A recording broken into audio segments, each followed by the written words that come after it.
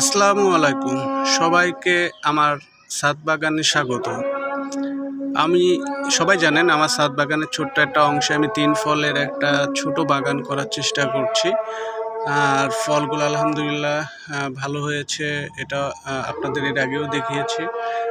আমার নতুন গাছগুলোতে ফল পাকা শুরু হয়েছে। দেখতে পাচ্ছেন যে ফলটি এটা হচ্ছে আমার মাদার গাছ থেকে আমার নিজের করা চারা থেকে এই গাছগুলো হয়েছে।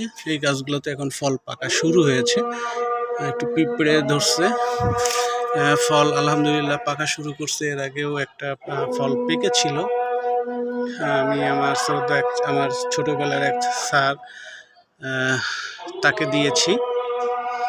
যশোর গাজী ইউটিউব চ্যানেল আছে তার, যশোর গাজী নামে, আপনারা ওখানেও দেখতে পারেন।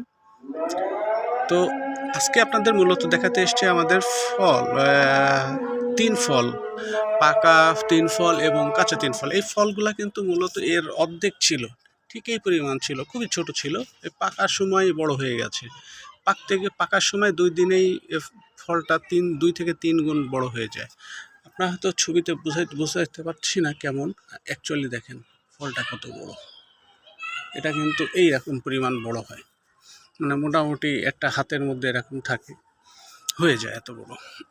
আলহামদুলিল্লাহ বেশ বড় সড়ো ফল। আমার হাতের প্রায় 2 ইঞ্চি 2.5 ইঞ্চি সমপরিমাণ চওড়া হবে। তো ফলটার ওজন প্রায় 60 থেকে 70 গ্রাম হবে আশা করি। এটা ছোট ফল, এটা যখন পাকার আগে যে অবস্থা ছিল তার থেকে ছোট অবস্থায় ছিল। এটার বড় ফলটা হচ্ছে, এইগুলো আরও বড় হচ্ছে উপরে। যখন ফলটা হয়েছে, গাছগুলো পরিপক্ক হয়েছে, এবারে পরিপক্ক অবস্থায় যে ফলগুলো হয়েছে, ফলগুলো অনেক বড়, এখনই অনেক বড় ফলগুলো।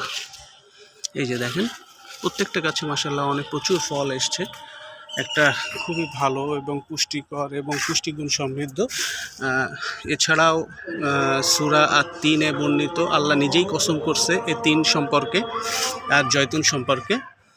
তো এখানে তো আমাদের বলার অপেক্ষায় রাখে না এই ফলটার গুণগত মান কেমন হবে।